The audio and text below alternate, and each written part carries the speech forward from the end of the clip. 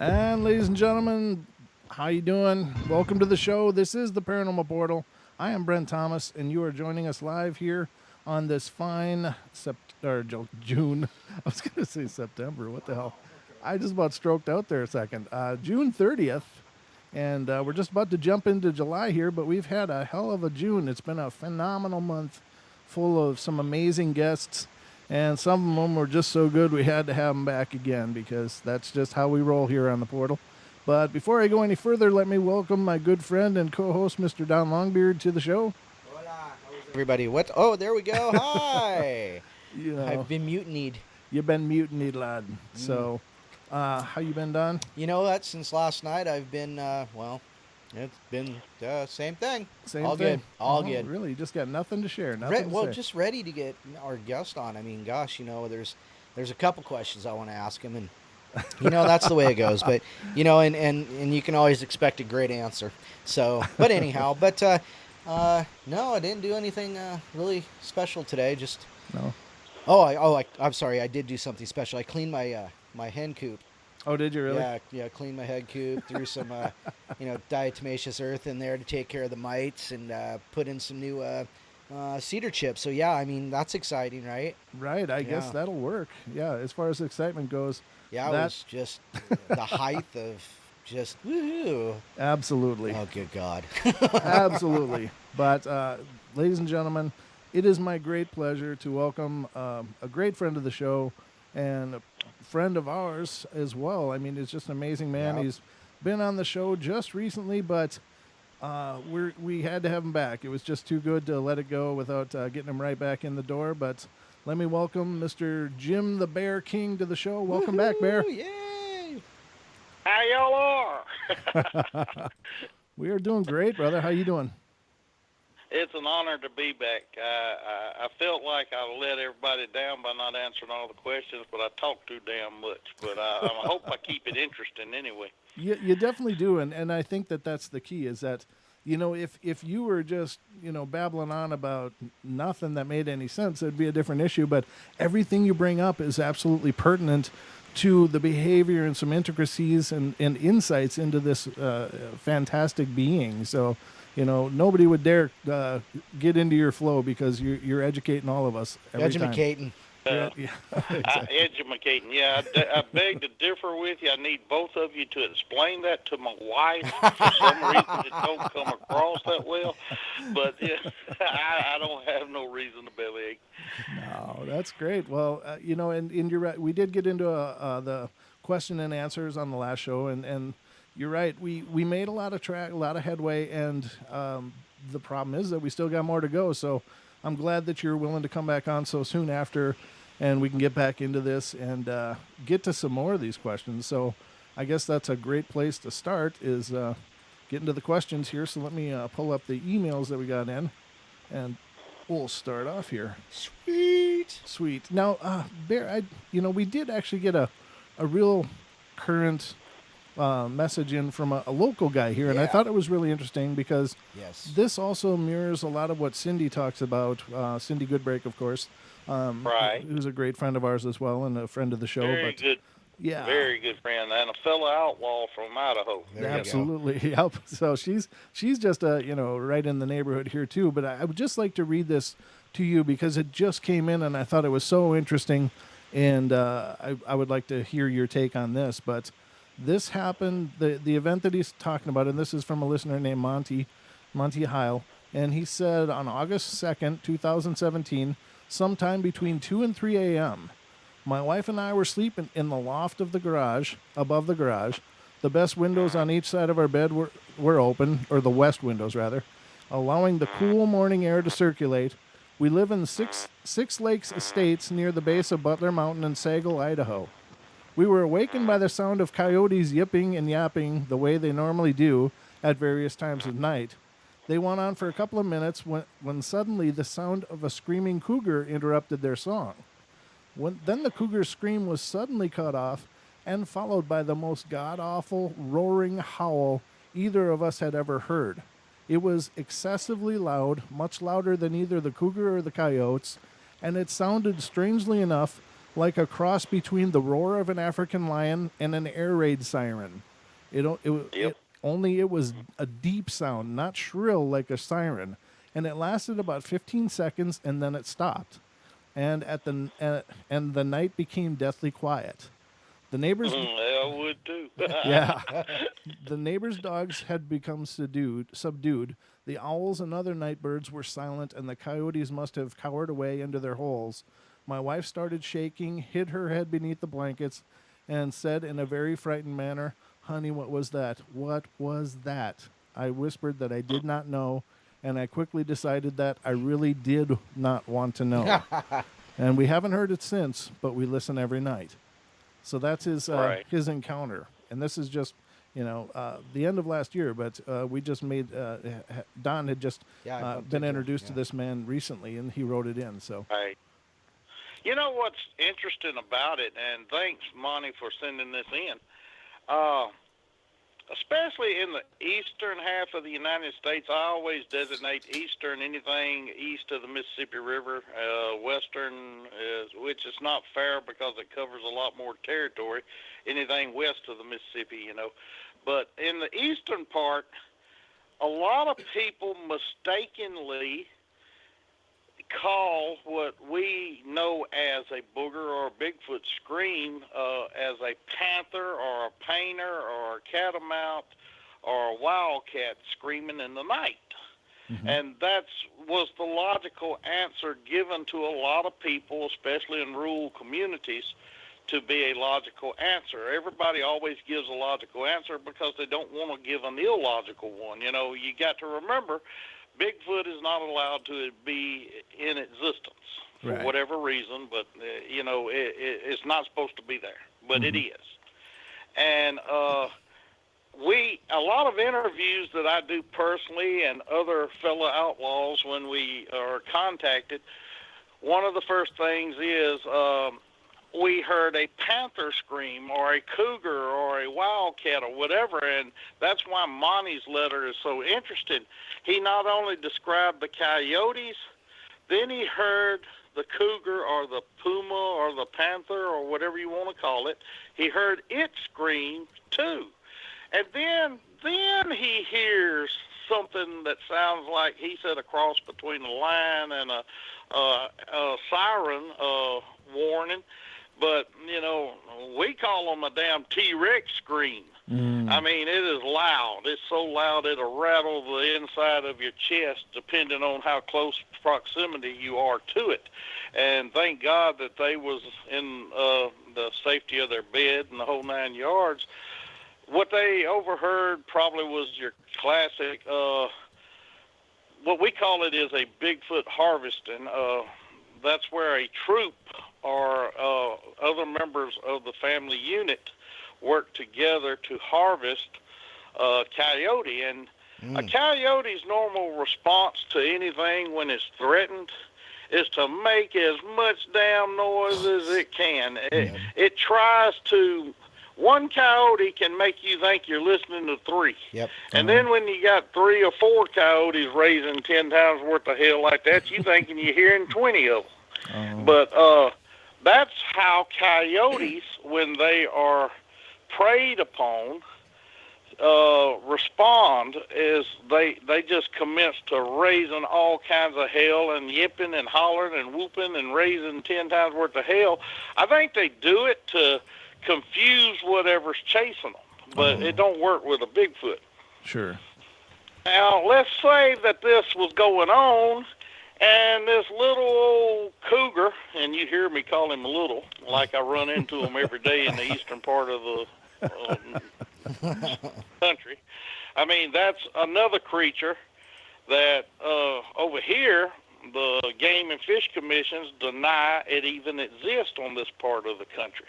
Sure. And, but I don't want to get into that because you could do a whole radio show in and of itself of big cats that are not supposed to exist over here. But we know that they do, especially those of us who get out at all hours of the night looking for other things that don't exist.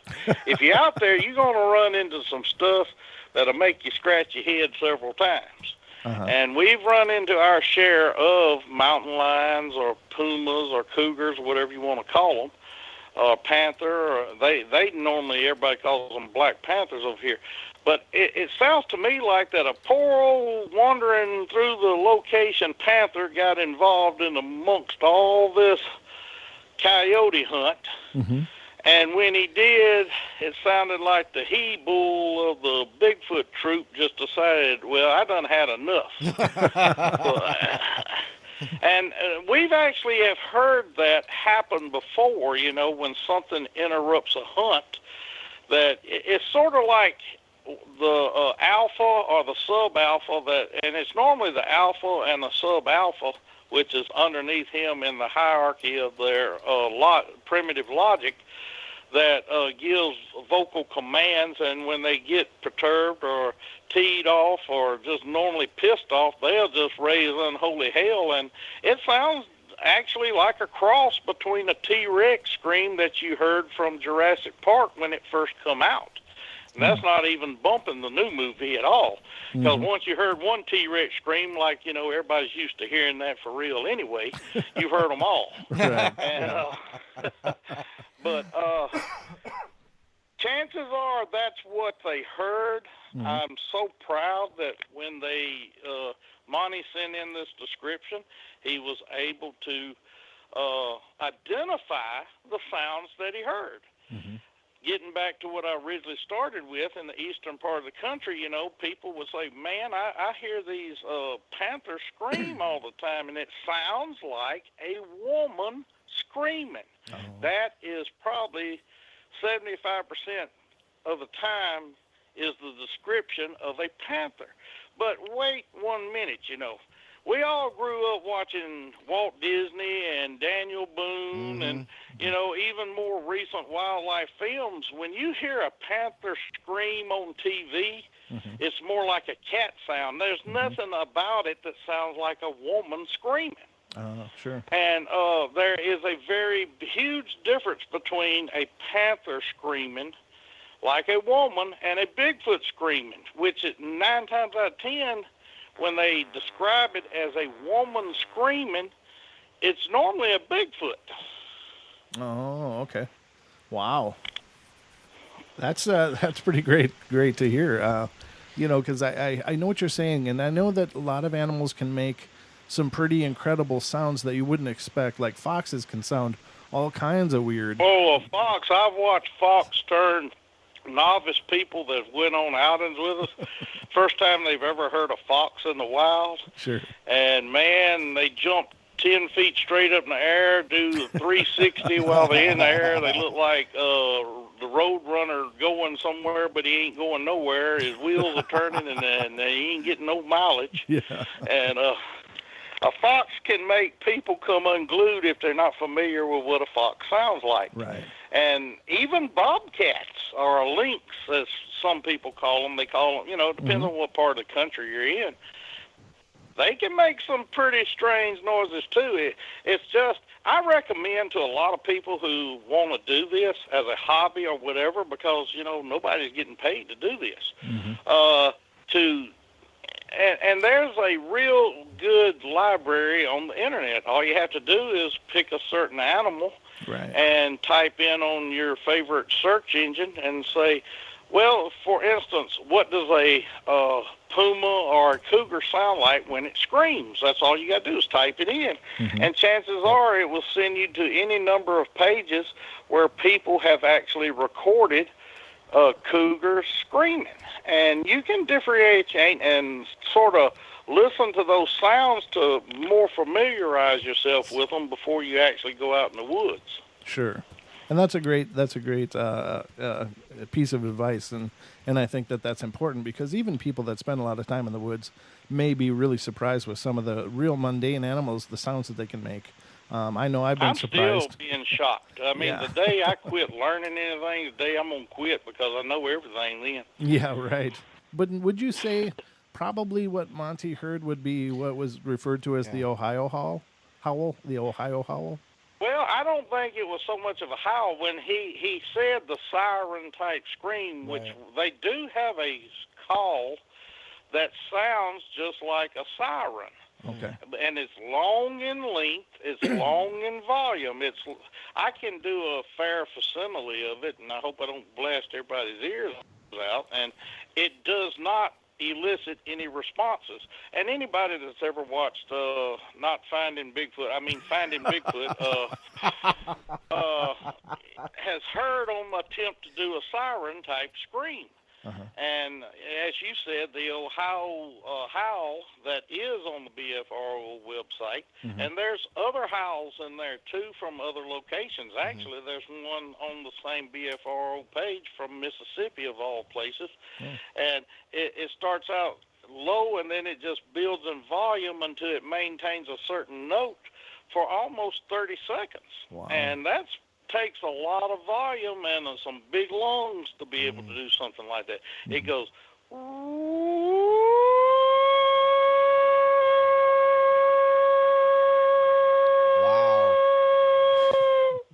Wow. Then it fades off. Huh. But when he said a combination lion, Yeah. it sounds like that T-Rex deal would sound like a Wow. and I can't even replicate it. It's not even close. Right. Oh. Well, you know, It will make every hair on your head stand up, every hair on your arm and your legs. You'll feel them all just stand up.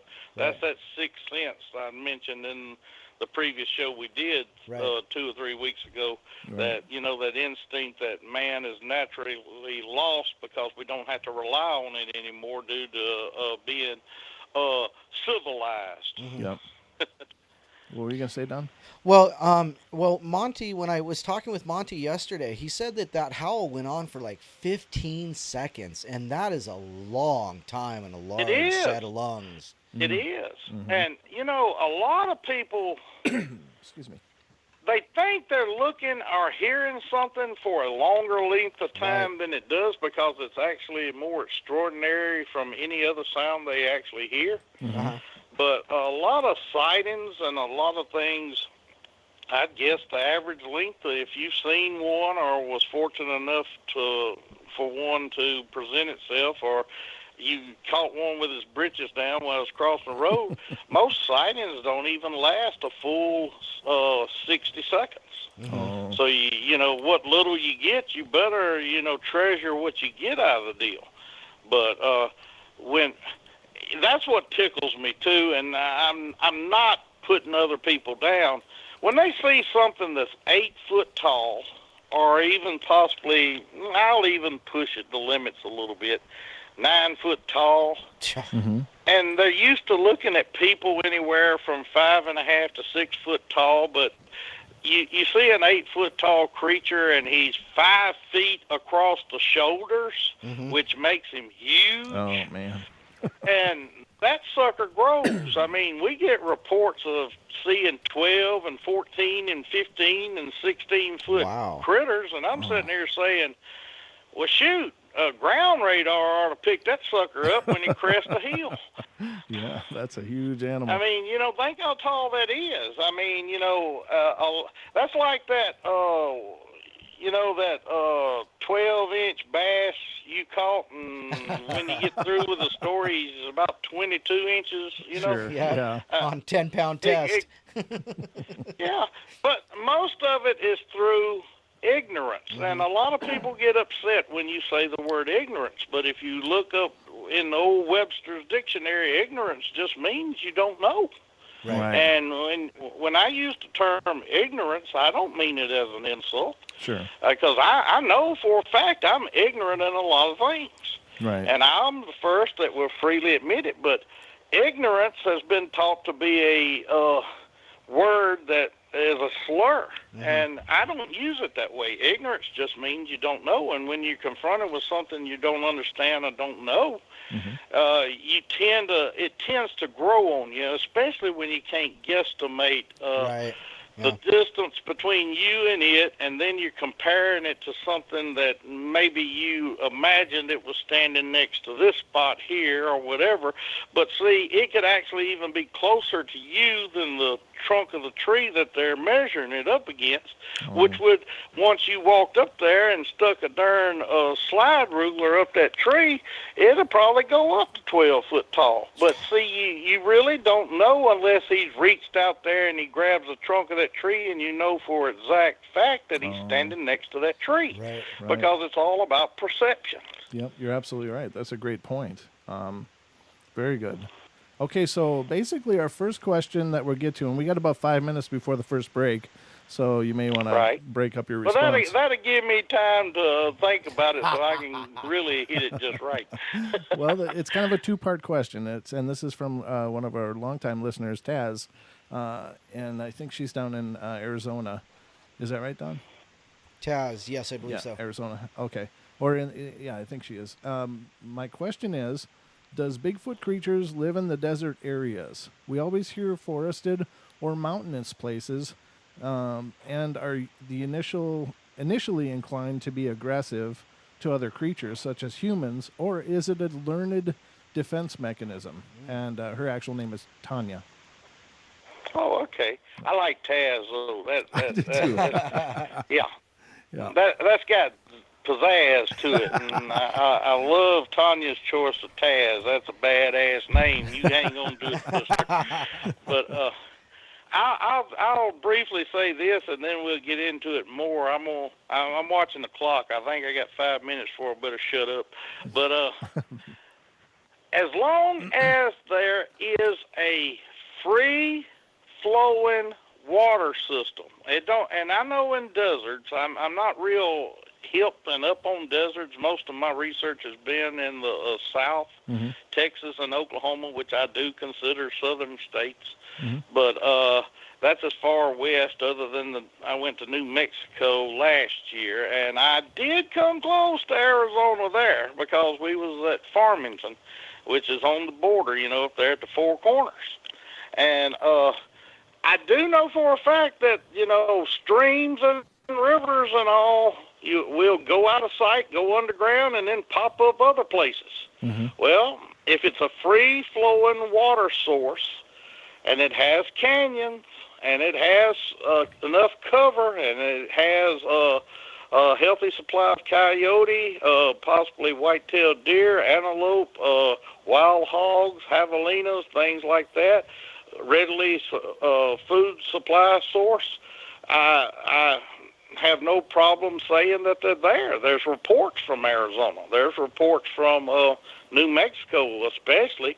And I spent a lot of time in southwest Oklahoma, which if you look around out there, it just looks like there's nothing out there. You can't even see a tree. I mean, hell, dogs out there would get jealous because they fight over the one tree to go to the bathroom on, especially male dogs. But it'll fool you. You can walk across a flat, open terrain, and before you know it, you're standing on the lip of a canyon, and you're looking down. And, of course, that canyon's there, or that ravine, or that draw is there because there's a water source down there. And once you look down there, and what's so cool about it is the winds blow all the time. Trees actually grow along these streams and water sources in these canyons and these draws.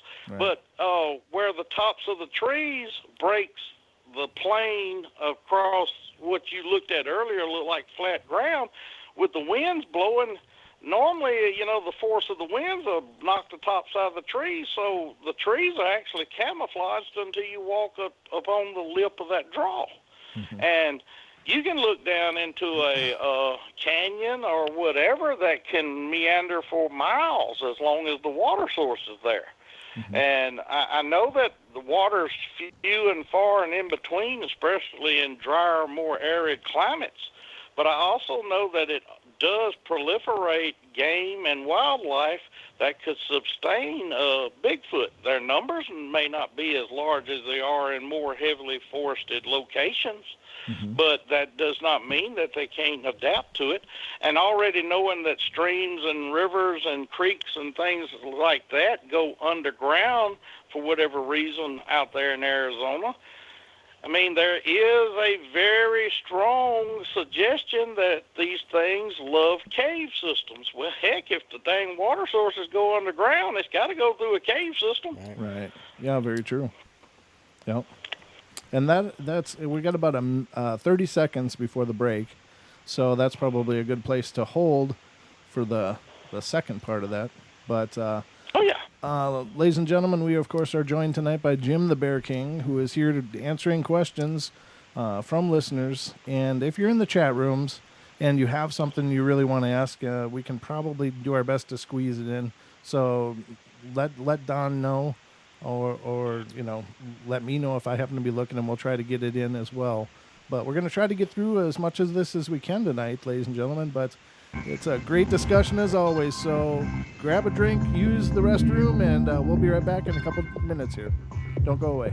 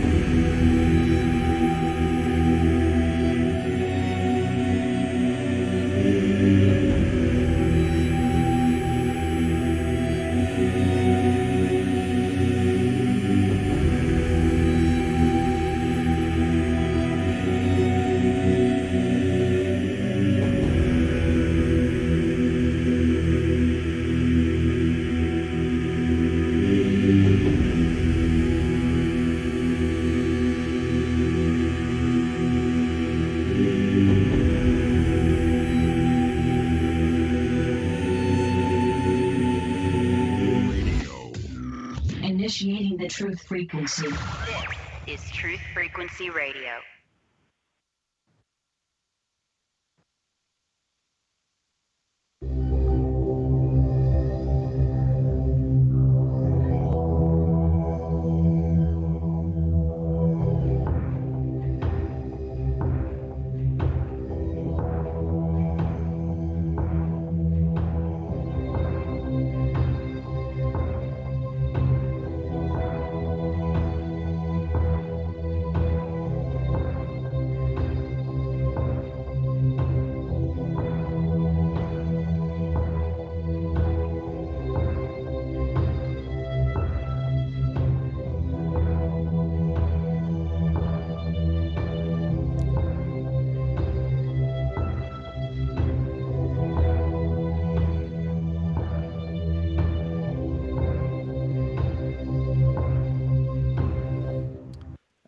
welcome back, ladies and gentlemen, to the Paranormal Portal. I'm your host, Brent Thomas, and you are on the Paranormal Portal. And I hope you guys are enjoying the ride. We are, of course, Don and myself are pleased to bring back again tonight to the show an amazing man, Mr. Jim the Bear King. Welcome back again, sir. It's my pleasure. Enjoy it.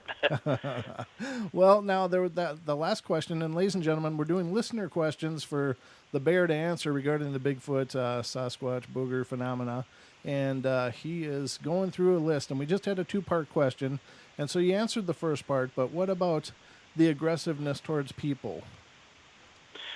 Let's use a little common sense. If I had to live out there where the temperatures are the way it is, the scarcity of game, the scarcity of territory, being confined to a smaller area than, say, the eastern part of Texas, the Pacific Northwest, anything on the east side of the Mississippi River that has enough of an ecosystem that's more foliaged, with trees, hardwoods, evergreens, the whole 9 yards, and you're out there in Arizona, I'd be pissed off too if I was burning up all the dang time. Yeah.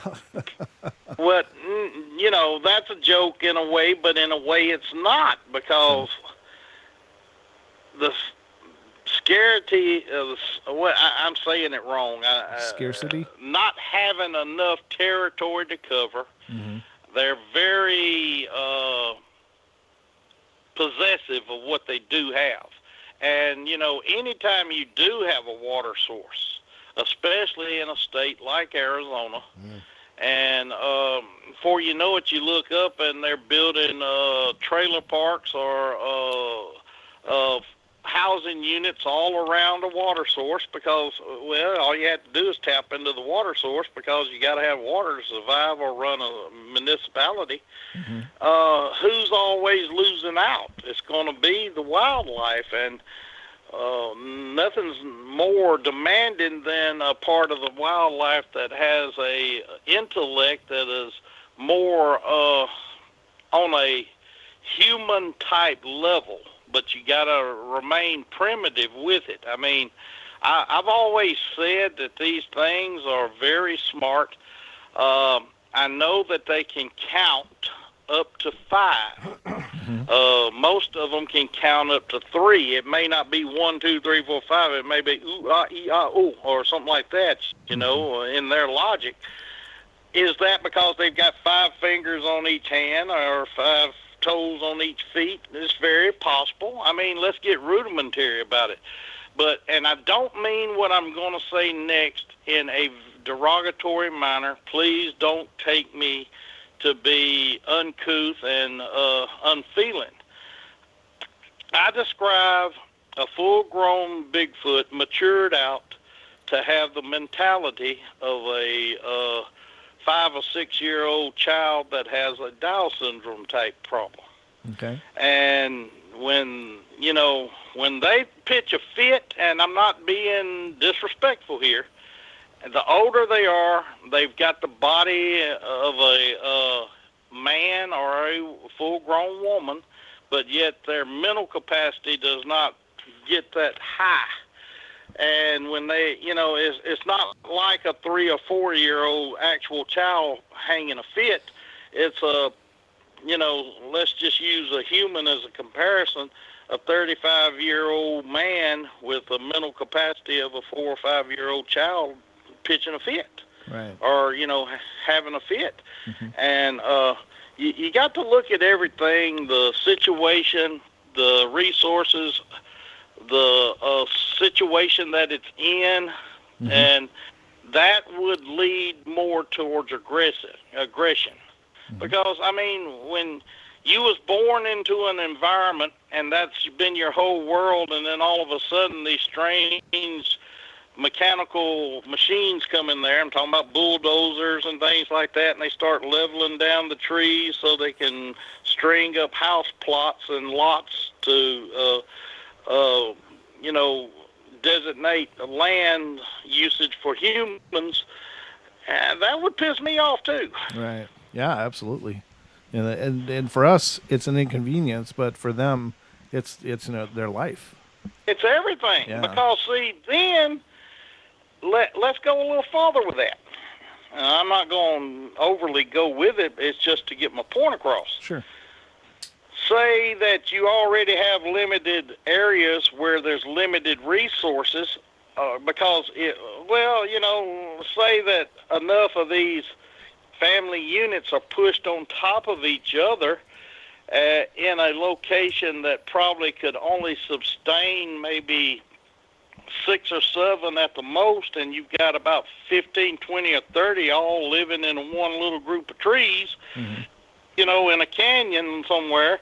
There's a lot of friction there. They're not going to get along, plus you're compacting them in there like sardines in a can. Right. And that would make them more susceptible to being seen and acknowledged by a lot more people. These things are a lot more smarter than that. And don't misunderstand me, those who are listening. Use primitive logic.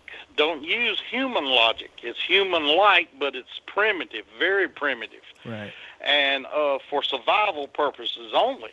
And it chooses to avoid man. Man's looking for him all the time, but he don't want nothing to do with him. And frankly, I don't blame him. But, when you look at it from that perspective.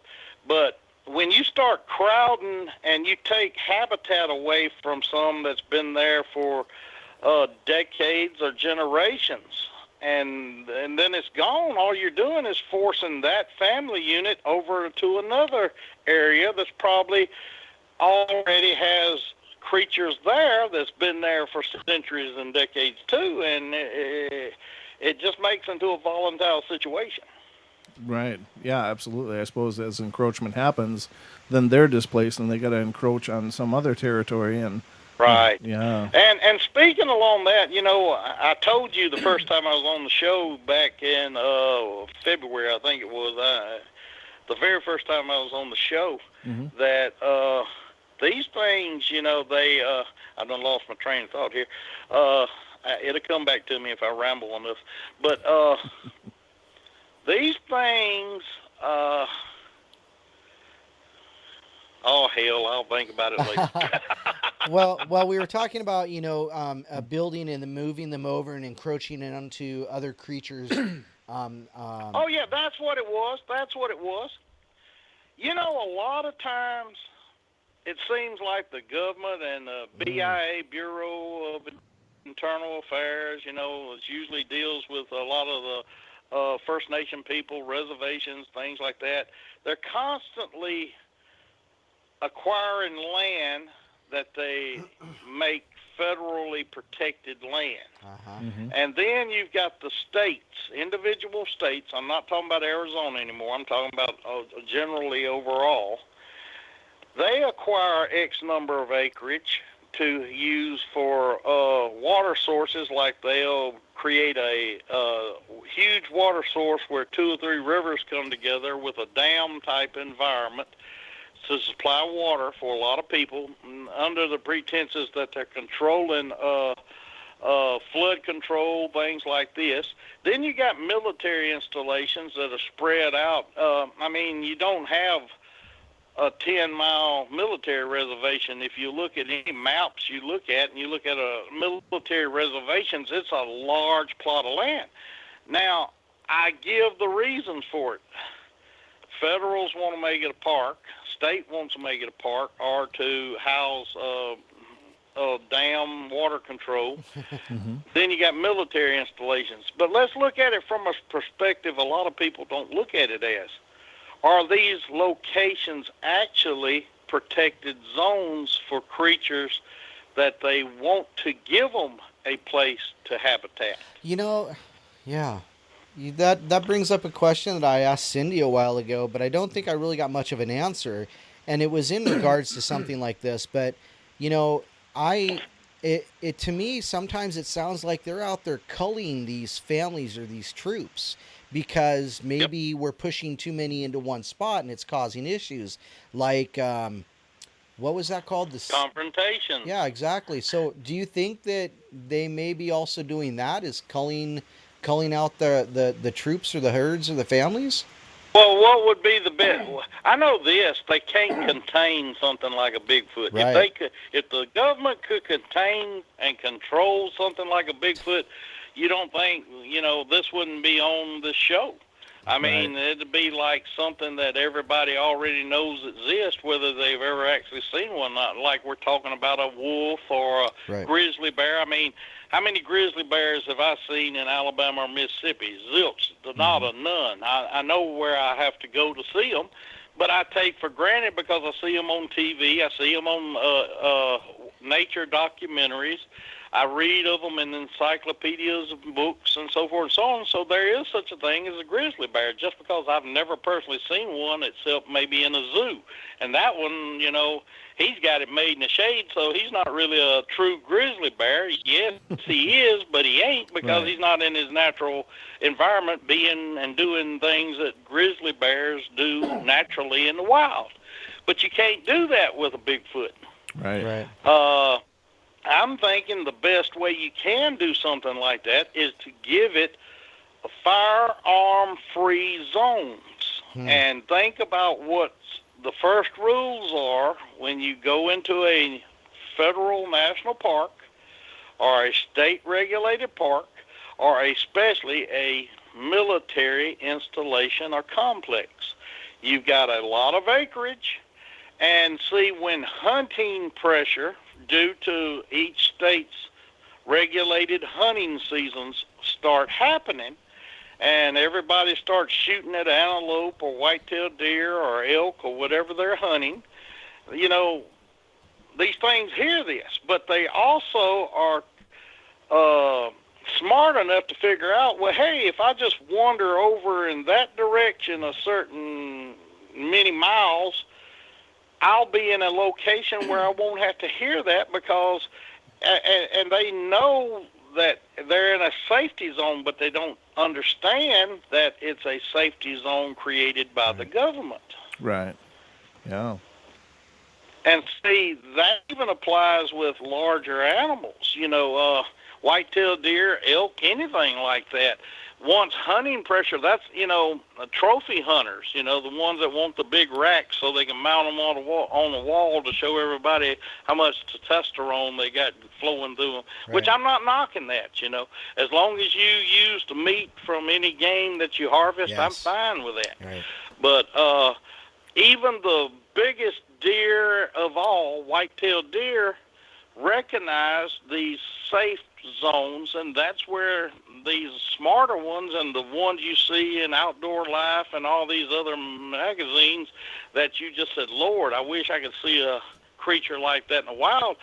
All you had to do is go through, Yellowstone National Park, Yosemite up that way, and you'll see deer that you say, why in the heck ain't something like that running around on my hunting property, I mean, because they're in a safe zone. Why should they ever leave it? Right. Yeah, what would be the And leverage? it's the same way, I think.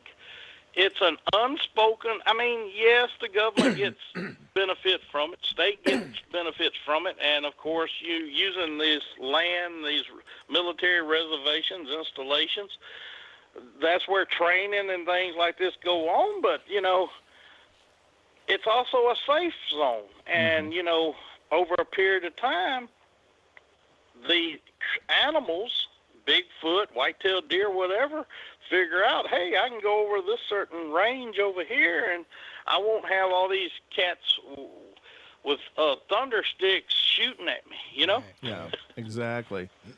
Okay, so our next question comes from a longtime friend of the show and listener, Deb Varner. She is, I think she's in North Carolina, so she's over on the east there, but she says, not sure if anyone else has asked this, but I am wondering about how they nest. Is it only made from wood and leaves, things in the woods, or do they maybe use things as they find them around human homes also? That's a good one.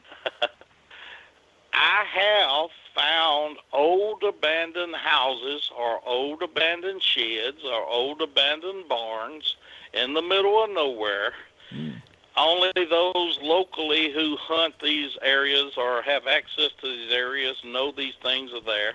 A lot of people, in today's world, they don't like getting off the beaten path. But as a hunter and as a tracker, I like going where I'm not allowed to go. I want to see what's on the other side of the hill. But I have found abandoned houses growed up with kudzu or honeysuckle, has been long abandoned, that you can go walk into these houses or find locations to enter, and most time the steps leading up onto the porch and all is about to fall in. But I have found in the past in a barn, one time it was an old smokehouse shed, and one time it was an actual old house where something has been bedding up in one of the back rooms. And whatever the something was, they was very large because most of the floor joisting would be caved in from the extreme weight on top of it. Wow. And the one with the house is what really blows my mind. When they abandoned the house, I have no clue, but looking from the old furniture that was in it, the furniture looked like it was from the 50s. And what they had done, they had utilized the stuffing out of the couches and the old chairs and whatever, and they kind of made, and people's going to laugh at this. If anybody's ever watched Sesame Street and seen Big Bird's Nest, that's kind of what it looks like. Oh, okay. All along the perimeter of that nest, though, you'd find bones of small animals like possum or raccoons, or it could even be field mice or whatever, or it could even be coyotes or a dog. But these bones would be on the perimeter. And it not only would be the bones, it would be feces, dried up feces, whatever. Now, don't get me wrong. I know that a Bigfoot will not remain in one location longer than 3 days. Oh, 3 days. Okay. Remember what I told you earlier, that these things can count up to 5, I've roughly determined. Sure. And I'm not the only one. I've heard other people say this. But usually 3s is a very dominant number in their logic. They don't know it's 3 as we're communicating it to be, like, in Spanish it's uno, dos, tres. Well, it's tres, that's neither the point. The point is that any time after 3 days, they've got to relocate. Because if they're able to remain in one location to rely upon that one nest all the time, here we go again with what I said earlier. We wouldn't be having this discussion, because if they're that easy to pattern, Pattern, figure out their movements, everybody would know of these things. Right. But they're smart enough to know to actually move around. Sometimes they'll move nightly. It all depends on the circumstances or the food source. Say they hit a plumberry bush that's right when everything's ripe. They're going to sit there and they're going to wipe that rascal out before they leave. I mean, it only comes once a year. That's what we have a lot of problems this time of the year, because it's getting into July now. We've got a lot of blackberry bushes that's now bearing its fruit. In another month, you're going to have fig trees and pear trees that'll bear their fruit, and you've got apple trees, all kind of, and wild plums. They love wild plums. And whenever they can find locations like this, believe you me, they know, and they're watching those brambles or those thickets where all this wild fruit is growing. And let's don't even just go wild fruit. A lot of people who plant pear trees or apple trees or fruit in their yards, they'll go out there and they'll be looking at it every day. Well, I give it a couple more days. One of the things that happened with us on my property back in the day, we had fig trees. And we'll be watching those figs. Those suckers will be loaded down with darn figs. Mm-hmm. And let's just give it another day. And then it comes the day that we want to go out there and, and harvest it. We go out there and there won't be a damn fig nowhere. Yeah. Where did they go? They disappeared overnight. Right. So, something took them, and it wasn't the birds, because we're sitting there during the day watching the birds, and trying to run them out of it. Right. So we know that something physically come in there and wiped it out in one night. It's the same way with pear trees, same way with apples, wild plums, blackberries. All you have to do, I made the suggestion earlier about Googling up sounds of other animals. Sure. Google up in your location wild fruits and things like that, because a booger does have a sweet tooth. That's one of his weaknesses. That might explain why my plum trees aren't making anything. They're getting cleaned out. They are. Well, I heard you talking about chickens and all earlier. You ain't lost one or two in your time, have you? And you didn't know what happened to them, did you? Well, I know that I got coyotes everywhere. I was brushing my teeth one day. Yes. I was brushing my teeth, and I looked out my window at my chicken coop, and I saw this coyote just come. Oh, you could see it in his eyes. He was like, "Oh, it's Oh, yeah. it's a chicken dinner. Win a chicken dinner." And I know that the coyote came and picked some off. Now, I did have an email from Jay in Eastern Oregon, and he asked that kind of a question. He said, "I've lost a lot of chickens in my coop, and I know there's a lot of coyotes." It's kind of a similar situation with me, I guess. But he says, I know there's coyotes, but, is it possible that it could be a Bigfoot? And he's also asking, what does a Bigfoot eat? So is a Bigfoot an opportunivore? Does it eat what it can? You nailed it right on the head. It's an opportunistic creature. Right. I know this. This comes back to the count again. All right, I'm going to tell you something now that everybody listening, not everybody, but most of them listening is probably going to say, "Oh, Lord, he's really done gone off his rocker this time." You both had pups or dogs in your lifetime if you live on a farm, and I can tell Don, he's more my kind of man. He's a country boy. There you go. He is, yep. All right. You go and you find that litter of pups. You got 8 dogs, 8 puppies. Mm-hmm. For some strange reason, when you find where the mother, unless you're one of those guys who let them bring them inside and take care of the mama's business, but once you find the pups, you'll go back the next day and they'll be gone. Mm-hmm. The mama moved them. Yep. All right. You go over there, that litter of pups, there ain't 8 dogs there anymore. Maybe 1 or 2's gone. Huh. What have you been told happened to those puppies?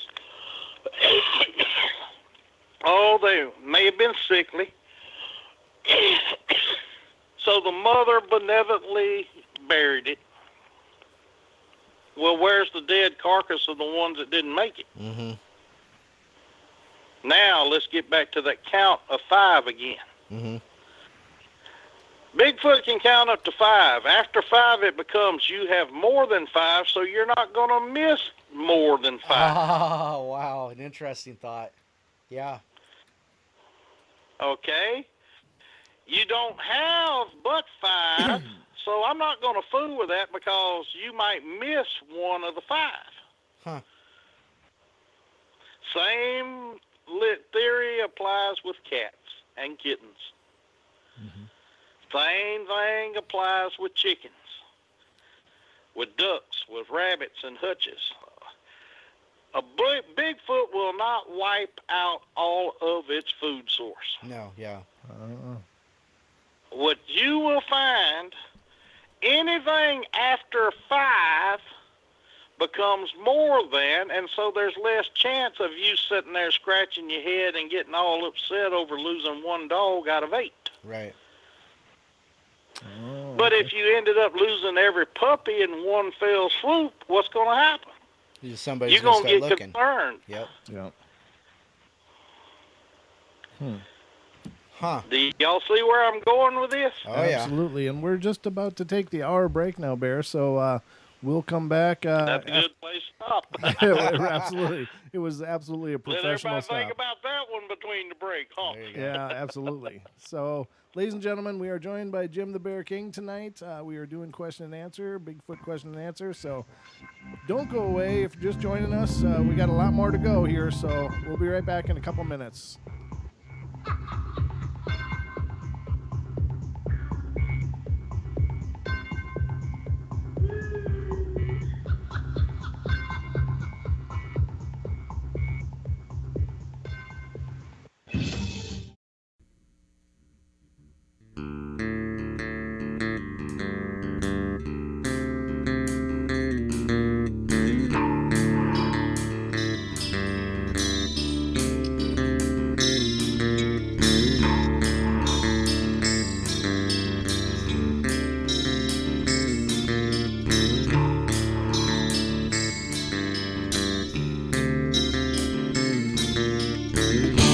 Everybody likes to play their games. Everybody loves to place their bets.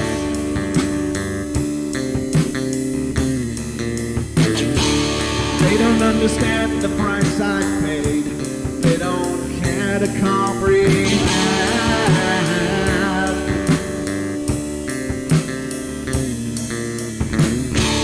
Trace their lines upon my body, ripping scars across my heart.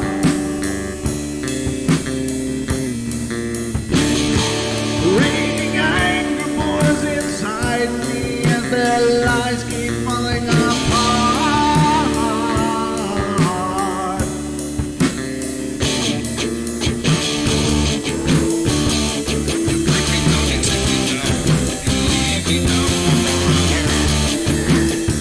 But I'm not broken yet.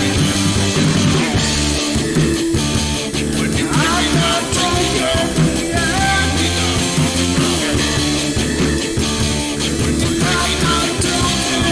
yet.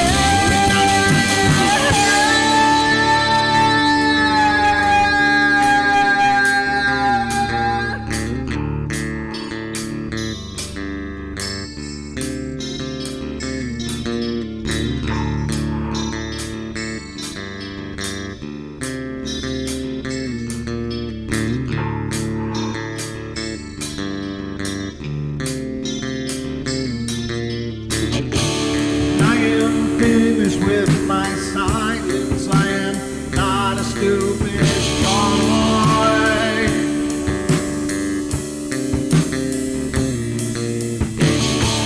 No more breaking me with kindness. Just you dance upon my joy.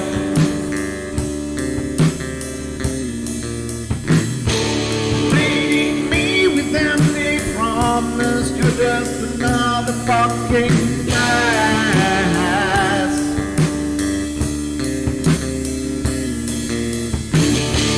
Taking off the slice of my sanity. Just make sure that you're well fed.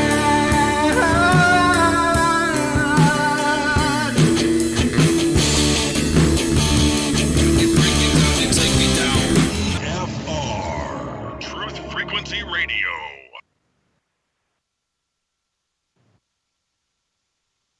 This looks extraordinarily bad. They linger in a perpetual dream state, a nightmare from which they cannot wake.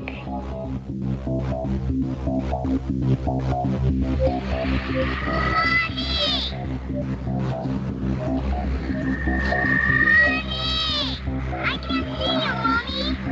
Where are you? I've never sensed anything like it.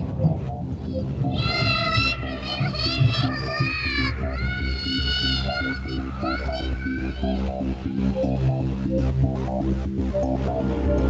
Ann is not like those she's with. They're attracted to the one thing about her that's different from themselves. Her life force. It is very strong. It gives off its own illumination. It is a light that implies life and memory of love and home and earthly pleasures. Something they desperately desire, but can't have anymore. Right now, she's the closest thing to that. Poltergeists are usually associated with an individual. Hauntings seem to be connected with an area. A house, usually. Poltergeist disturbances are fairly short duration, perhaps a couple of months. Hauntings can go on for years.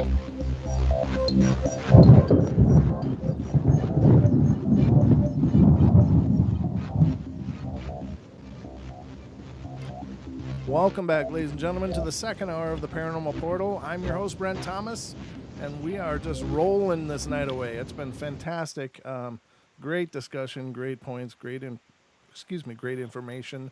And I and Mr. Longbeard here have been absolutely amazed, as we always are when Bear joins us. And, of course, our guest tonight is Jim Bear King, who is joining us to answer your questions, ladies and gentlemen. So these are questions, a lot of them have already been submitted, but if you have something you'd like to ask the Bear, just put it in the chat room and let Don know, and we'll do our best to see if we can squeeze it in. So, but again, Bear, welcome to the show. Welcome back.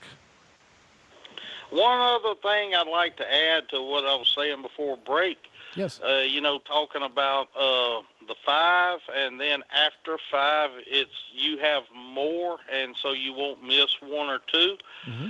When a dog or a cat moves its litter after it's been disturbed, a lot of times a dog will even go to the trouble of burying or digging out a huge hole in the ground.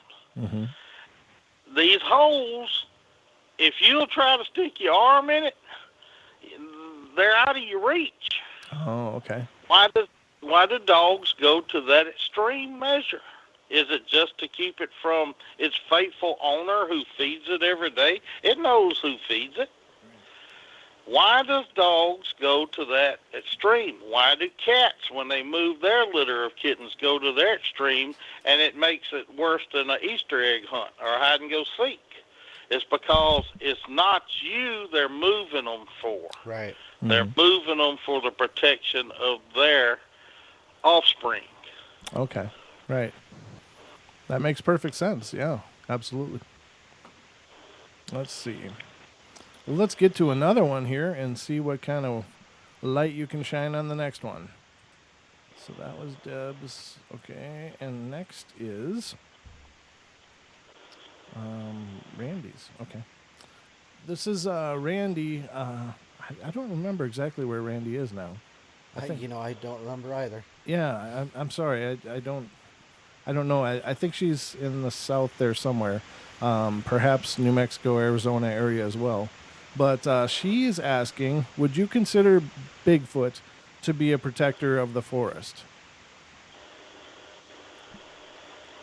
I'm thinking that in a roundabout way. Mm-hmm. Most First Nation tribes, and this is a big plus here, a lot of people back in the day when, and I hate using the word defeat, but when, the white man, and I hate using the word white man, but when they corralled them all, put them on reservations, tried to teach the traditions and the culture out of their tribe, that's totally wrong. They never should have done that. It ought to show a lot more respect. I'm First Nation myself. I'm Choctaw. It really depresses me discussing it, but a lot of those people speak of this thing as they would speak of an owl or a wolf or a coyote. I mean, look at the totem poles out in the Pacific Northwest, where every animal that's on that pole exists except maybe one. Now, why would they put that rascal there if he don't exist? Right. Now, I said all that to say this. A lot of First Nation tribes fully believe that Bigfoot, Alma, Oma, Sharpei, whatever their tribe name for it is, or Sasquatch, which is a Salish, and I may be saying that wrong, First Nation tribe, that's their description of what it, and it's become the most familiar term. It's calling it and it's a bastardized version by calling it a Sasquatch. Right. But a lot of these cultures tell you that these things are the keeper of the forest. Mm-hmm. They are the ones that, it's not so much Disneyfied to say they protect the forest. Let's just say they're more of a rebellious type enforcer when human encroachment comes in. Mm-hmm. You don't see wolves and deer and coyotes and bear and all that rebel against a human encroachment like you do see the physicality of what happens when you displace a troop of Bigfoot or boogers, or what we call them in the South. Right. And it's naturally understood. The Cherokee Nation considers the Bigfoot as a protector of the forest. Mm-hmm. Other cultures, other tribes, the Sioux Nation, they see Bigfoot as being more than just your average animal too. And for it to reach that sort of a status within the culture and the stories and the traditions carried on through all these great tribes' culture, you got to understand they held it in high esteem for a reason. And, I mean, it's just something that even throughout history with the mountain men, with the explorers that went out west, you know, David Thompson up there in Canada, I'm sure that Lewis and Clark run across evidence or something of this nature. Right. And I'm thinking probably as far back as Jefferson, the third president of the United States, they realized this was something they could not contain or control, so let's just, I mean, it looks so much like a human. It could interfere with religion. It could interfere with the beginning of man, you know. Mm-hmm. Then you got timber companies. You got everything like that would lose if this thing was allowed to exist. But it's held in such high esteem, the only thing I can even speculate about is that it is considered a keeper of the forest, the protector of the forest, or, you know, in a roundabout way, and it's no insult to Mother Earth, but it could even be the epitome of Mother Nature. Sure. Yeah. That's amazing. And I would agree. I think they're kind of like stewards of in some regard, like I don't know, they just seem to be like these constant sentinels keeping an eye on things and there you go. Yeah.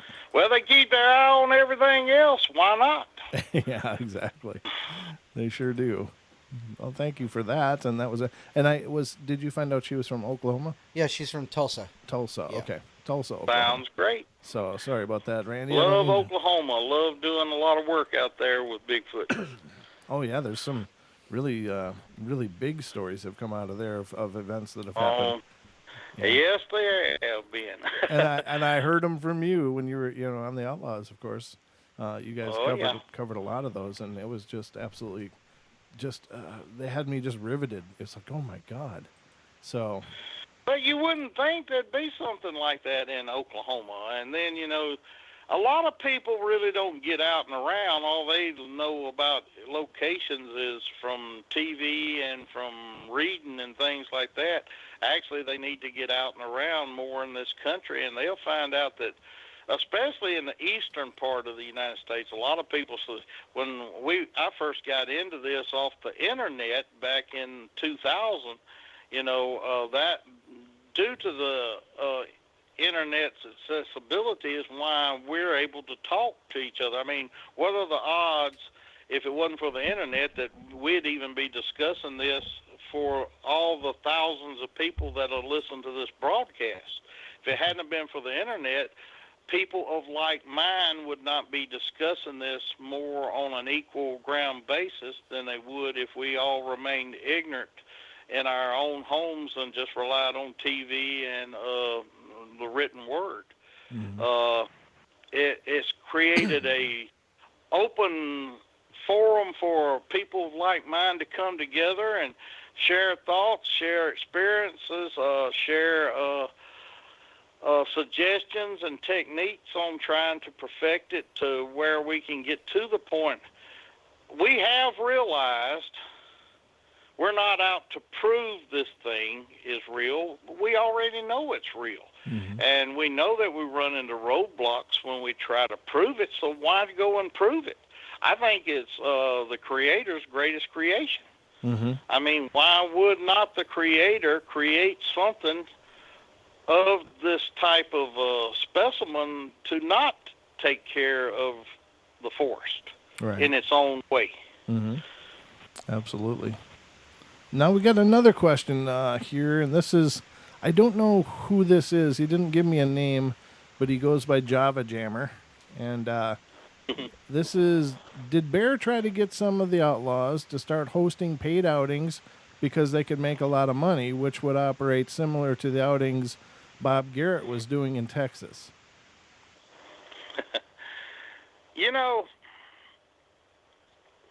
We discussed it at one time, but in the discussion when we had it, we quickly said there's no way you can do something like this. Mm-hmm. Here's the reason why. If you go into a certain location and you know that these things habitat that location, you cannot jeopardize the trust that you have by being allowed in there, because they, believe you me, if you overcrowd them, they're going to go. They're gone. Mm-hmm. And you go bringing different people into the same location on a weekly basis to be able to make it a profit or make money off of it. Before you know it, you've done already overstayed your welcome. It's not that they're going to force you out. They're going to recognize the fact that whatever they try to do to prevent you from coming in there is not working, so it's best for us to just evade the premises. And they will. They'll leave. So how can you justifiably charge somebody a price to come see something that's not there anymore? Right. Or to come there to actually have an opportunity to maybe see one or record a call or whatever. So then you get into the problem of, well, I own that property, or I know the person that owns that property and I have permission to go there, but the boogers have now done moved over onto the state land. Right. Now you're getting into trouble. Oh. Because if you go and you take paid people that come in and pay you good money for you to produce results, it don't make no difference if it's a casting of a footprint that you found because they're in that area, or they were able to record what you legitimately think is a Bigfoot, or even the Golden Grail, actually get to see one with your own two eyes. Mm-hmm.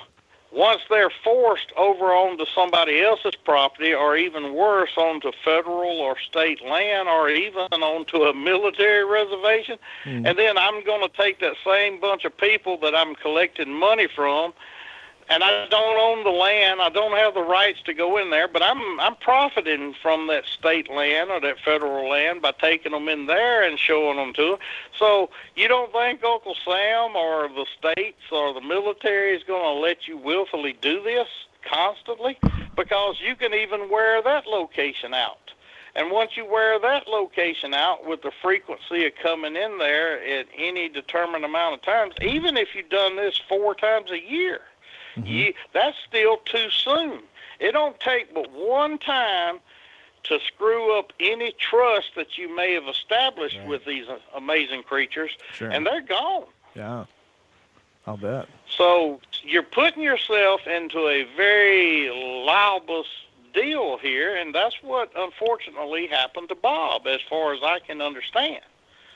And if you can't produce those results, you haven't got but 2 options. You got to go where they're at, which is not accessible to you, so you're playing with fire there, or you're going to have to manufacture things. In other words, hoax it to keep everybody's interest in it, and then all you got going is a con game, a con job. Sure. Now, what does that do with your credibility? It shoots it straight to hell and gone. Right. And here I am talking to listeners who've never seen one, probably saying I'm full of caca, and I'm going to tell them that I can bring you in here and show you one, and then I can't produce it, so I've got to come up with something to produce it. So I'm going to fabricate something to fool you and whatever, and people are smarter than they used to be. You know, they don't fall as easily. There's too much information out there. You can figure out real quick when you're being fed a line of crap. Right. And there's no way in hell that I'm going to sit here on my word and trying to be as honest as I can without causing harm to anybody, because, you know, there's more that I can tell that I willingly don't tell, because I've got a conscience. I got to sleep at night. Right. If I give too much away and somebody goes out there and, you know, they turn up missing and nobody can find them, yeah, maybe there's some people that can go to sleep at night with a clear conscience, but I can't. Right. Yeah, absolutely. There's an intrinsic responsibility with everything that you share. You're right. Very true. Well, as they say in that comic book, you know, Spider-Man, with great power comes great responsibility. Yeah. And, you know, if you, whether by accident or been able to have opportunities to study these things more so than a lot of other people, just because of the circumstances you was born under, you know, you can't turn around and use that to exploit not only people, but it could even cost lives. It could cost heartache, headache, the whole 9 yards, and I have a conscience. Right. And my grandfather taught me a long time ago, it's easier to tell the truth because you ain't got to sit there and try to remember a damn lie to straighten it up. Yep. Right, exactly. Very good. Now we got a question from the chat room. Go ahead. This is from Woodbooger Farm. He's asking, can you ask Bear about the team that ran boogers out of Gatlinburg, Tennessee? He's not sure if you're familiar with it or not, though, but he wanted me to ask you. I don't know about that particular incident. I do know that there have been locations which, when we first started doing this as a group and, you know, we become the Outlaws, we, in our exuberance and what we, you know, you'd bring in people and then you start having success using methods that, you know, some of us have learned over the years. And it does produce success, especially when we start making what we call vocalizations, that we've heard these things do, like on my property, and we'd hear responses from. So we'd started replicating those calls in different locations, and I'd be darned if they don't answer there. Once you got that going on, people just can't help themselves due to the internet again. They start bragging and, well, you know, we had, take for instance, Boykin Springs in Texas. Okay. We had a lot of success there, and people got to bragging about the location. Well, our contact in Boykin Springs who lived there, when she first got a hold of us, all she ever thought of was, Bigfoot's only located in the Pacific Northwest, Oregon, Washington, California, Idaho, up in that locations. Mm-hmm. There's no way they're in Texas. And I asked her to tell me where she lived, and so I started looking on topo maps and things to find out if, she has an area down there that could hold these things, and we found this little park, this Boykin Springs State Park in Texas. And so we went down there, and we had some major success with them. We found footprints, the whole 9 yards. Well, when we was there and everybody started bragging about all this, it was a dry time of the year, and where we was finding the tracks at were still there. They wasn't being washed out or nothing. Oh, okay. The Park Service come in there and totally sanitized the whole area. What they did was they did a slow burn that burned all the tree structures down. Okay. And this is the type people that you pay, and you get what you pay for, Right. They told them to cover up and fill up all of the tracks. So what they did, these bright rascals that work for the Park Service, they went and got dirt from a different location and started putting the dirt only in the tracks to cover them up. They didn't even bring a rake to just smooth the whole area down. Wow. They just plotted some red dirt in some white sand clay. And it's so obvious it stunk. I mean, we took pictures of it. But oh, that's hilarious. since then, they've come in there and clear-cutted the whole area where we had all this success at. Mm-hmm. And we hadn't only had that happen, we had the same thing almost occur at a location in Oklahoma called Brown Springs, where we was having all our success right there at Brown Springs. The same thing happened. People got to, they couldn't help themselves. They started bragging about the success that they had when they was with us on these outings. And now, where all this activity was going on, they done made it into an RV trailer park. Oh, dear. Wow. Out in the middle of nowhere. Oh, my God. No other reason for it. And that's what I say, that they sanitized the area. Right. And this has happened with us numerous times. A lot of people have heard of us having major outings and expeditions at a place called Land Between the Lakes up there in Tennessee and Kentucky. Sure. And we've had major success. Well, they had all the roads open, access. You can go and get a permit and camp anywhere in there. But after we come back from 2 or 3 expeditions up there, word of mouth got out again. Then we come back 3 or 4 years later because, see, there you go. You don't overwork an area. Right. If you do, you're forcing the boogers out.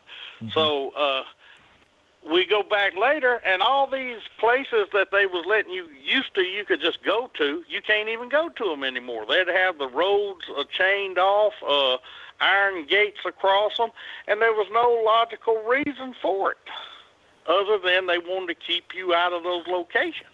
Mm-hmm. So where do you suppose they go then when they get pushed out of a location? Because that's a... Oh, they find a place to go. I've heard rumors of kill teams, so forth and so on. Right. I cannot attest to any of that. Right. I cannot swear to any of that. I mean, that's black ops. I don't know if... then you're talking about the men in the white vehicles wearing the shades, the men in black, the whole 9 yards. That's been associated with this. Mm. I can't honestly tell you if that really occurs or not, but suspiciously, yeah, I lean in that direction. Not that fundamentally, but I think through word of mouth, when an area gets so much publicity and people start coming in from everywhere, stopping at the local entrances and say, well, where's the latest Bigfoot sighting happened in the park? And in a lot of ways, that's bad publicity because you got novice-type people who've never been out in the woods in their life wandering all over creation where rattlesnakes and everything else is at. Mm. And, they've got a liability too. So I don't know at times if we're actually helping or hurting state parks. Actually, if you wanted to be honest about it, due to the popularity of the internet and the subject in and of itself, I think you could exploit a lot of our federal and state parks by, actually exploiting the fact that, yes, Bigfoot was seen here. Right. I guarantee you it would increase, maybe not so much the touchy-feely good people who worried about everything that goes bump in the night, but you could bring in a whole nother crowd there that could generate some major bucks. I don't know why nobody's ever figured that out yet. Yeah, I don't know either, but it's the same thing for a lot of hotels now are going on record saying that we have haunted rooms because they want to draw the ghost hunters in, Right. So it's a great way to fill slots and bring in revenue. Mm-hmm. I agree completely, but we're going to go to our last break of the night. That's how quickly it goes here on the portal, ladies and gentlemen. It flies by, but it's a great measure of the quality of the conversation. So last half hour coming up in just a couple minutes. Don't go away. We'll be back with the bear for more of the portal. We'll be right back.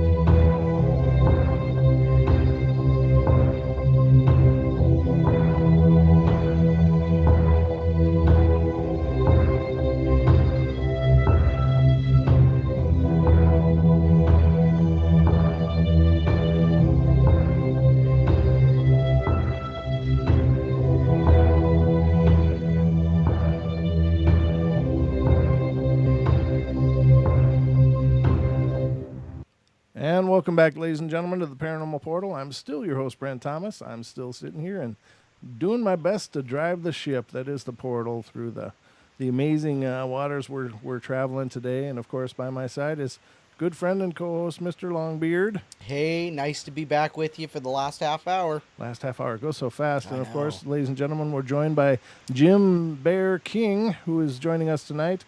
One of the original Bigfoot Outlaws himself is gracing the portal, and we're going through listener questions, and we've made quite a bit of progress tonight, Bear. Well, I try to do as best as I can, as quick as I can. I could tear off into so many different directions off of each question that just leads to something else. That's what's so amazing about this creature. Yeah. And there's so much to know. There's so much to yet be learned. I do want to say real quick, and this is one of those shameless plugs. Yeah, please. Most of you guys, we threw it in at the last of the show we did 2, maybe 3 weeks ago. But I want people to know that you can listen to me and other outlaws every week on Bigfoot Outlaw Radio. All you have to do is Google it. It's on YouTube. You can Google it on any computer. Just type in Bigfoot Outlaw Radio.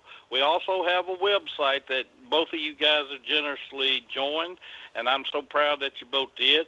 It's called Bigfoot Outlaw Hideout. It's on Facebook. All you have to do is go to Facebook, type in Bigfoot Outlaw Hideout, Hideout. Then we got our director and the one who keeps all of us straight, Matt Knapp, good friend of mine. He runs what he calls Bigfoot Crossroads, CROSSROADS, one word. You can Google all three of those, Bigfoot Outlaw Radio, Bigfoot Outlaw Hideout off Facebook, and Bigfoot Crossroads, and you can keep up with the Outlaws and their adventures, and that's what I consider it. It's an adventure every time we go into the woods. Oh, yeah, and there's so much great information on the Hideout page. I've been spending quite a bit of time over there checking the postings and checking what people are putting up there, and it's a great place to see what people have been up to, see some footage of their outings, and to see participate in discussions about the topic. It's just been a great group, and it's been a lot of fun to be a part of it. I post over there. I mean, just because it's our page, I'm not one of them that don't participate. We all actively participate.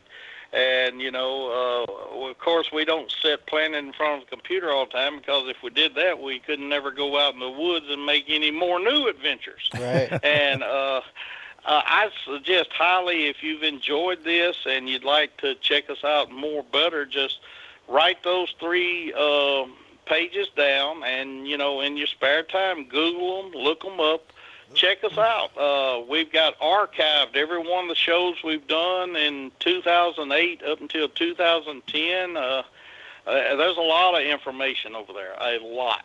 There and just take advantage of it. Yeah, and check out the podcast too, the Bigfoot Outlaws Radio. That's honest to God, that's one of the key sources where I really cut my teeth in the Bigfoot world. Just listening to you guys and hearing you through the years, just amazing stories and amazing experiences. And so I strongly recommend it for any of you out there that are interested in the Bigfoot phenomena.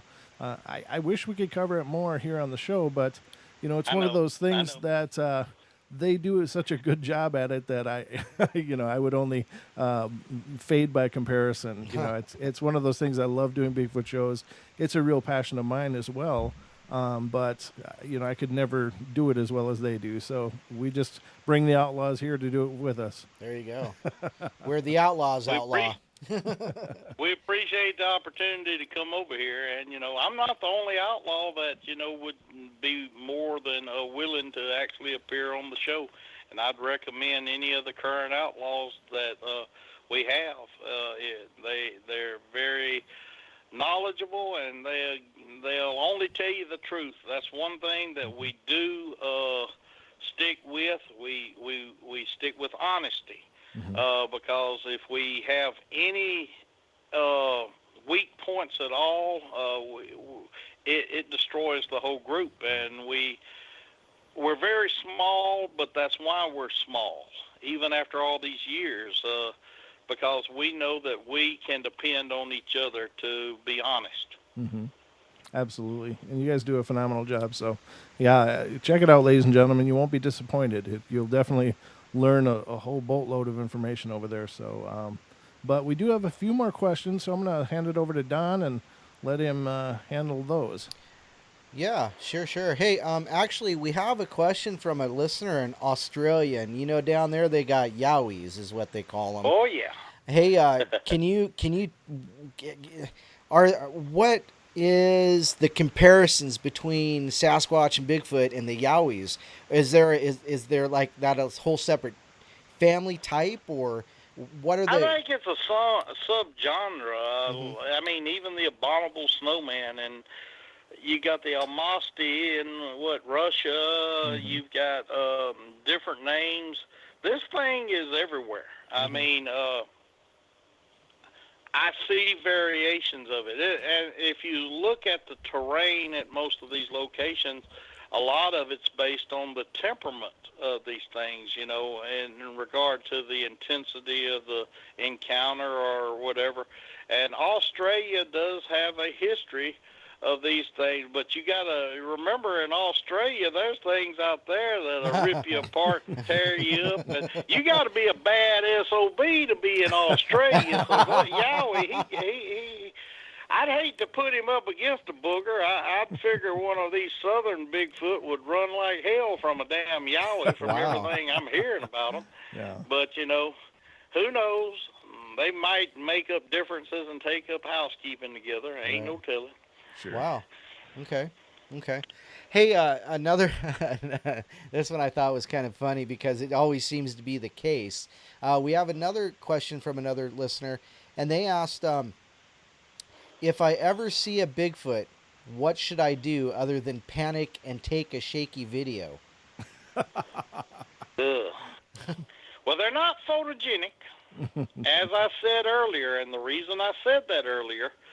Well, I don't know if I said that on the show. I think it may have been before we actually did the show. Oh. If you take every instance where you've got an opportunity to see one, it probably lasts a total of 60 seconds. Right. Now, even if you're sitting there, I'll even do you one better than that. I'll tell you a story. Back in 2002, it may have been 2001, but I think it was 2. We had a film crew come from Oklahoma State University. It was some students. They wanted to do a documentary on Bigfoot.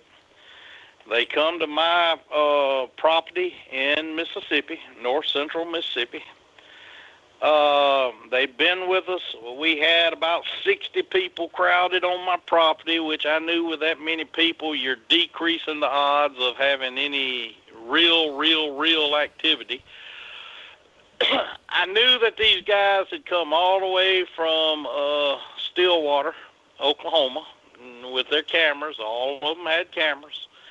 It was the last night, and Vicky Fuldrum, she, God bless her soul, she's an outlaw. She's not my real blood sister, but she might as well be my sister. I love her more than I can even explain to anybody. Mm-hmm. She's learned a lot about this, and she just said, well, Bear, we got to take this film crew and do our damnedest to see if they'll be able to have a chance at filming them. And I know that if me and you would just take these 3 guys and we'd go to a location, would we have a shot at it? I said, well, we give it a try and see what happens. So I took her to this location, these guys to this location. I parked down the slope from a boat ramp that went into a huge lake. It was about 4:30 in the morning. These guys were standing around. We pulled in there. I tried to wait 20 minutes to let the ambiance of the vehicle coming into this isolated location settle down. I knew that anything that was listening and aware of somebody being there at 4:30 in the morning, which was a very odd thing, would notice it. We pulled into there, waited the allotted time, about 20 minutes, and I did a call. Well, when I did a call immediately, we got a response right up the hill from where we just drove down. And this sucker run straight across the road up the hill from us. Now, these cameras these students had night vision capability. In other words, they could film in the dark. Right. Mm-hmm. And I'm sitting here listening to this thing screaming. It was doing what we call a bionic bird. That's just a term we use. When they get excited or rattled, upset, they'll do a tweel. And this thing runs smooth right across the ground right above our head, because boat ramps, they go down, and we come over that little rise and went down, and this rascal run right across the top of that rise right above us. I knew we couldn't see it in the dark, but see, he wasn't being silent about where he was going or what he was doing at all. And I was just elated, and Vicky was elated, and we was both sitting there just grinning our ass off. Oh, we got it on film. We got it on film. And I just happened to turn around and looked at all those cameramen, and guess what? All three of them had their mouths wide open, and they were filming the pavement. Oh, no. Then you get people that tell you, how come you can't get a good video of it? Because you're too busy watching them and not watching what you're doing. Well, these guys had been with us for 3 days. Right. Dealing with about 60 people, which I was the host, and I was stretched out pretty thin because I was doing my best. I was taking them to locations where people were able to cast footprints and showing them tree structures, and every night we'd go out and I'd make calls, and they was recording these things, answering. But we had 3 cameras that were fully capable of filming in the dark. Mm-hmm. And this is back in, like I said, 2001, 2002, before we got what we got now that you can just hold in one hand. It's compact. These cameras were cameras that you'd see TV news reporters use, but they had all this night vision equipment attached to the front of it. And their express reason to be there was to film a Bigfoot. Oh, that's so sad. And I give them what they wanted. And me and Vicky was standing there just so excited because this is going to do it, because there's no way the government is going to stop these students from editing and filming this whole thing. And then, I didn't even got to the point where I was thinking the Roger Patterson Gimlin film, that, because with this night vision cameras, one of the cameras is bound to see this thing when it run right across that opening right above us. Mm-hmm. Mm-hmm. And I turn around and look, and every one of the cameras were pointing to the ground, and every one of these guys was catching every mosquito that was flying in the area, because their eyes was as big as their mouths, and that's what they was there for. Their express. They thought we was probably full of crap from everything they'd heard for 3 days, but you would think that them traveling that distance with the equipment to do it, that one of them would have filmed it. Oh, man. Wow. Now, when this thing run across that opening, I'm guesstimating it probably took, I'm going to probably be lenient and even go on the plus side here, maybe 20 seconds. Right. But that could have been 20 seconds if all 3 cameras would have caught it. Right. Hell, if just one camera would have caught it. I'm not going to reveal who these guys are, because I'm thinking to this day they're still kicking themselves in the ass, because they come all that distance with the equipment to come up with the documentary. This would have put their names way up there. You see what I'm saying? Yeah. And they was filming the damn pavement. Oh. They didn't even turn on their recorders to record this thing doing the call it was making. Oh, man. Because they traveled all that way for their opportunity, and I'll be damned, here this sucker was. Of course, maybe they were thinking, too, well, look behind me. There's a big lake. Where in the hell I'm going to go if that sucker decides to come running down that hill to get me? Yeah. Right. But it just happened that way. And that's the biggest example I can give. And a lot of people have real problems with, how come you can't get a perfect picture? Well, these things aren't photogenic. They love hanging with something in the background to break up the outline of their body. They love bees. Standing behind tree trunks. They love standing in the bushes. They'll get down on their knees. They'll get down, stoop down on their haunches. They'll even do what we call a belly crawl just to avoid being seen by humans. Right. And it's hard to get one to just stand out there and stick their hip out there like Marilyn Monroe and say, here I is. But, yeah, and that's what everybody's expecting. They wanting that. And then they say, well, look at the Patterson Gimlin film. Oh, I've looked at that film. I've talked to Bob Gimlin over here when he come to Georgia to the Expedition Bigfoot Museum over there. We was doing the expedition there in 2 weeks, and I was on a pre-scout, and I knew that Bob was going to be there, and this was my chance to meet him. And so I actually got to meet Bob, and we discussed this. And everybody says, well, why did Patty get caught like she did? Right. Well, I can tell you why. I'm looking at Patty. Patty's stacked like Dolly Parton. Now, why would she have breasts like Dolly Parton? She's nursing? Yes. Why would Patty sacrifice herself to walk across that wide-ass opening, constantly looking back because she was nervous? I guarantee you she had a baby somewhere around there. Yep. She already knew those guys was coming in there. She could either smell the horses or she could heard the horses clumping. I know I'd asked Bob that he horseshoed the horses, and when a shod horse would come through there, it'd make a thump. Yep. These things do have big pads on the bottom of their feet. I'm pretty sure that they do feel or sense vibrations in the ground that us as humans don't have a chance of feeling because we're not built for that. Sure. But a Bigfoot actually is.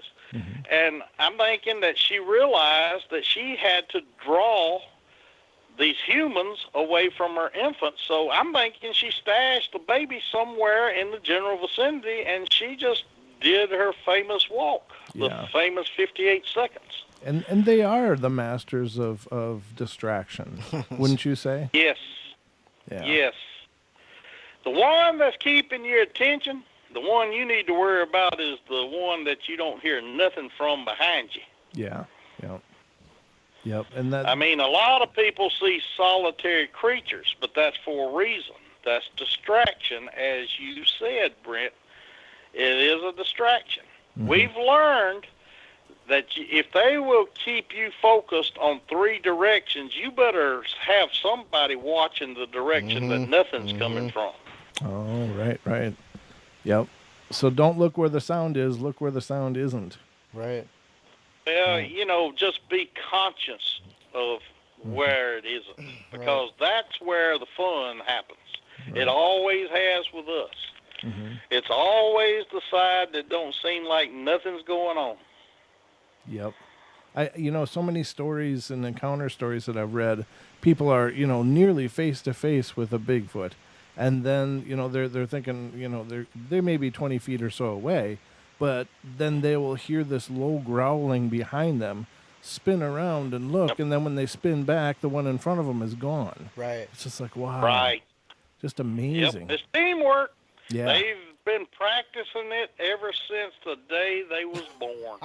Yeah. And I can tell you why I know that. Had a researcher come to my property from West Virginia, West by God, Virginia. And it was 10 o'clock in the morning. We was heading for an outing in Louisiana. And he stayed at my house overnight before we left the next day to go to this deal in Louisiana. And he said, Bear, is there any way possible that you could take me to your property so I can actually see where some of this stuff that I've heard about happened at? And I said, yeah, I can take you out there. It ain't going to be, but we won't be gone but a couple hours. And so we show up on my property by about 10 a.m. that morning. I knew we didn't have time to actually walk through all the woods and everything, so I was talking to him constantly all the time we were driving, trying to explain to him as much as I could. And he said, well, what's this about these tree knocks that, people claim they have? I said, well, it works, but there's a rhythm to it. Now, let's come back to that number 3 again. Mm-hmm. It's normally 3 knocks, but it can vary between 1 and 2. If there's more than 3 knocks, there's something extraordinary going on, but if you take everything in the average, it's usually 3 knocks, or it's 2 knocks, or it's 1 knock. There is a cadence to it. I'd rather not tell people the cadence. Sure. For safety purposes. Mm-hmm. But, I've heard it so many times, others have. We put it together. There is a cadence to it. I've carried on a 45-minute conversation with one with M.K. Davis sitting right there in my front yard.